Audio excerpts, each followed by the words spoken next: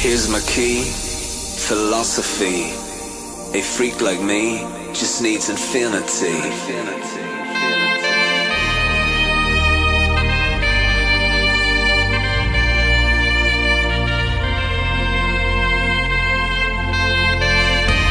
Relax, take your time.